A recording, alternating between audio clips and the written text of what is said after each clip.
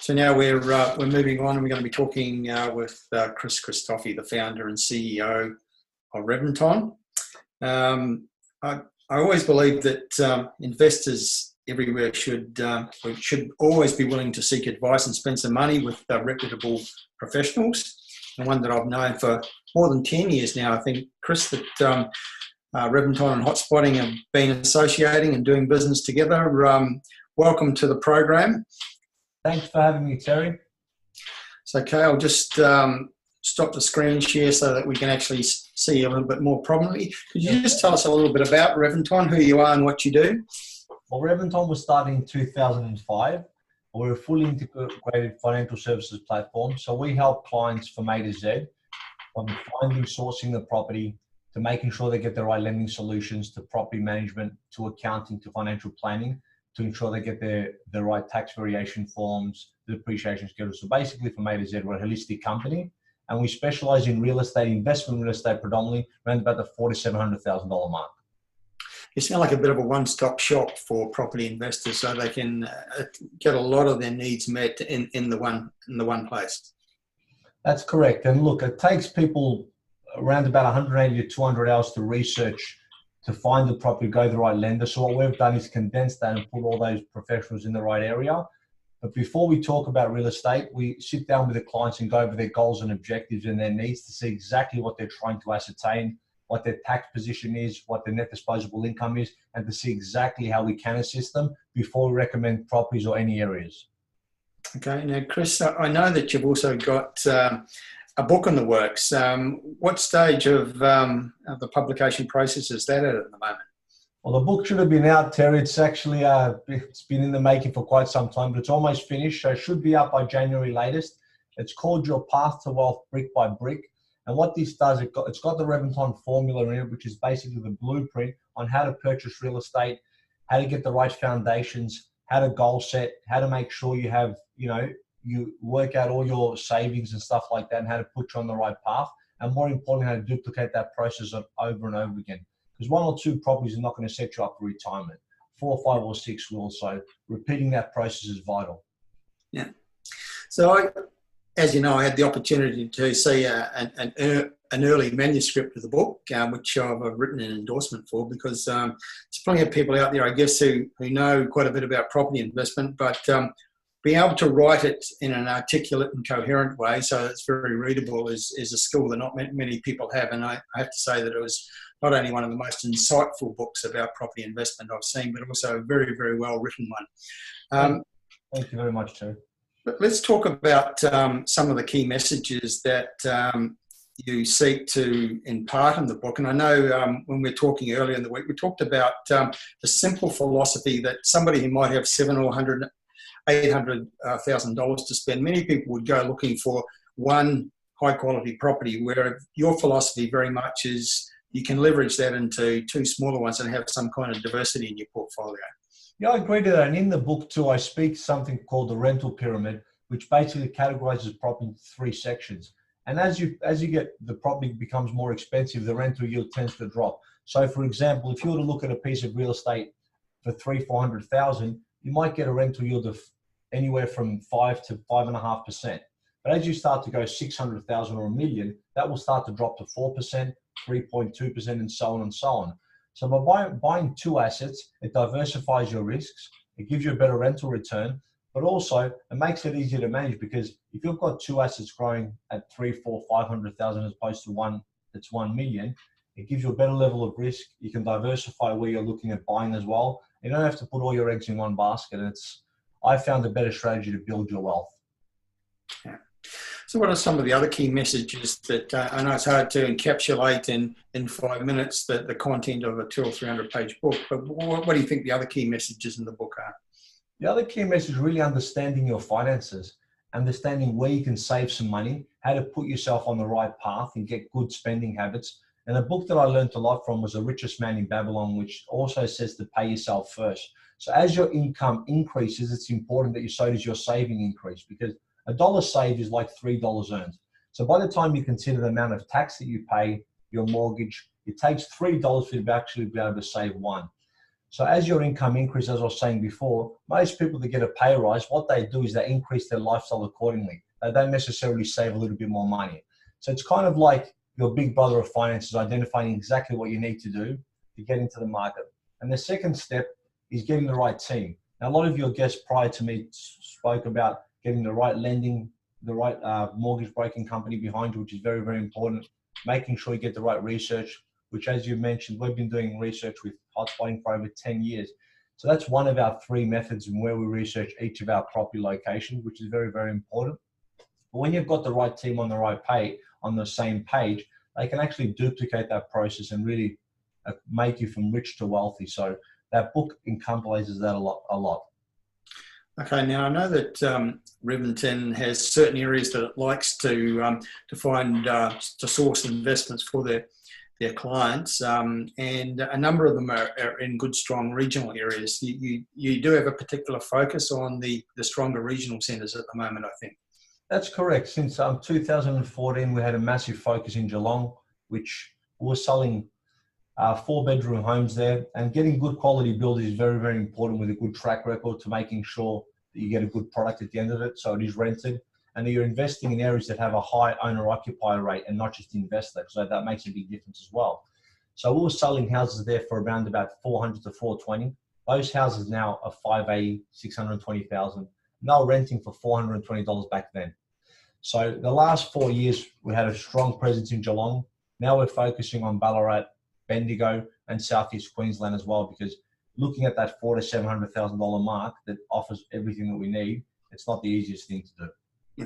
And I suppose those kind of locations are a perfect fit for that philosophy we talked about earlier, where you're better off leveraging $700,000 if that's what you've got available into 2 properties, and that sort of 300 price range where you're going to be getting better rental yields. So the Geelongs, the Ballarats, the Bendigos are a perfect fit for that strategy. And it is, and what that's also doing is a lot of our clients that have a mortgage, when they've got one property that's grown 1 to 200,000, in some cases they're opting to sell it and pay off their mortgage, so it's unencumbered. So that's really helping our clients pay off a large debt, which is their mortgage, and they can really focus on building their wealth thereafter. So that's a big catalyst. And also what we're seeing a lot more of is rent vesting. People that are young professionals that are living in the city, that are working in the city, that want to live in areas where they want, but they're investing in areas where they should. So they're rent vesting. So they're basically investing in areas like regional Victoria, your Geelongs of the world, your Ballarat, and in now Southeast Queensland. So we're seeing a big shift in people doing that now, because they're finding having 100% tax efficient debt and not having a large mortgage over their head is really a much better way to build wealth. Yeah. And apart from the affordability aspect, what is it about locations like, say, Ballarat and Bendigo that you like in terms of their credentials to provide growth for investors? Well, in Geelong specifically, the infrastructure there's been great.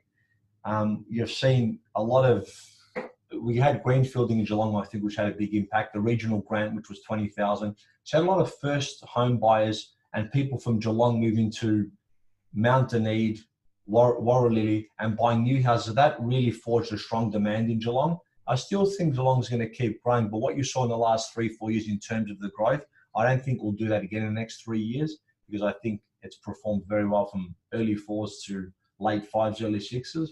But I think Ballarat's going to follow suit in the same token as Geelong did. So mainly the answer to your question is good infrastructure, schools, shopping centres, and all those kind of things. Good workforce to amenity, transport, and all those things as well. And one of the things I particularly like and always look for with what we do at Hotspotting is a diversified economy. And I think the places that you've been talking about have that. They're not economies that are strongly reliant on the resources sector or on the tourism sector. They have true diversity in their economies. And I find that big. It's not a one-trick pony, because when you're investing in any area that can spike up quick, that's underpinned by one thing, I always find that very risky and volatile, because if you've got, it's like, I always use the analogy of having one leg in a chair. It can fall down pretty easy. But if there's 4 or 5 legs underpinning something strong, infrastructure, jobs, schools, shopping centers, good walk scores, that will make that investment so much more solid, and it's underpinned by so many more things. And Geelong's offered that, and that's why you've seen greenfielding, regional grants, just to mention a few. That's why I think we've seen such a great growth there. Yeah. I just remind people, if they have any questions for Chris Christofi of Reventon, now's the chance. We're having very, very short and sharp segments with all our guests tonight, just 15 minutes. So please put your questions. We do have one, Chris, from Manil, who's asking what your thoughts are on the Sunshine Coast, which is quite opportune because I know that's one of the areas that you're very interested in at Reventon. In the last 18 to 24 months, we've had a big focus on the Sunshine Coast, and I go up there every 3 to 6 months. And the amount of things that are happening there are just unbelievable, but we're finding great opportunities in some great estates. We predominantly deal in house and land because I feel there's a better opportunity for growth there. We do sell apartments also though. So I think it's a great time to get into the Sunshine Coast. I'm personally investing there and I'm putting a lot of my clients in those areas as well. Yeah, I personally think it's one of the, what I call the most compelling economic growth stories anywhere in Australia. And the Sunshine Coast in terms of infrastructure spending is outdoing at least 3 of our state or territory capital cities. And the airport's going international. They've got an amazing new medical precinct. They're building a CBD from the ground up in Maroochydore. They've got the international broadband undersea cable coming in from Asia. There's so much happening that's exciting and different about the Sunshine Coast, and all adds up to jobs and demand for real estate. And there's a lot of people moving there, and also it's a lifestyle thing because of the weather and things like that. I went to Maroochydore, one of our developers we use called Mosaic developed amazing stock. I cannot believe the apartment sales and how expensive they're going, how nice these apartments are, how big they are. They've really got it right there. And there's some really, the incomes are a lot higher there as well. The vacancy rates are low, and it's really driving all the other prices up because if there's real expensive purchases in the area, it's going to push the 450, 500 prices up a lot faster. So we are seeing that now, and record prices, which I've got to say, I've been quite honest with the amount of sales in these apartments, what they were getting. I'm interested that you mentioned Mosaic. They've got a wonderful waterfront site that they're now building on in the Maroochydore area. And yes. I think if my memory's correct, they told me that their penthouse is sold off the plan for $6 million and the sub-penthouse for a price a little bit under $6 million. I don't think the Sunshine Coast has ever achieved those prices before, and it says something about where that market's going. It does, but if you actually see the stock and what they've built there, it's an absolutely amazing apartment, because I went up there and actually saw the person selling it in the display. They built a great apartment, but as I said, it is expensive. $6 million and $3 million for a sub penthouse in Maroochydore. So there you go. Yeah, I know. Those are incredible results. And we're talking about the top end of the Sunshine Coast market. Maisie's actually asked a question, was probably at the other end of the market, and is asking, what is the entry point in dollars for the Sunshine Coast to get a good investment property there? Well, just specifically in this apartment there, you're looking at, there's some that were $500,000 to $600,000. You can buy a nice 2-bedroom apartment. But if you're looking at a house and land, we're looking at anywhere from early 5s to late 500s. You can get a good apartment with a 5 to 5.2% rental yield. Yeah. And do you find that you're directing your clients to those areas where the big infrastructure is happening, like the suburbs that are close to the new medical precincts, for example, or the university? What sort of precincts on the Sunshine Coast? It's quite a lengthy coastal strip.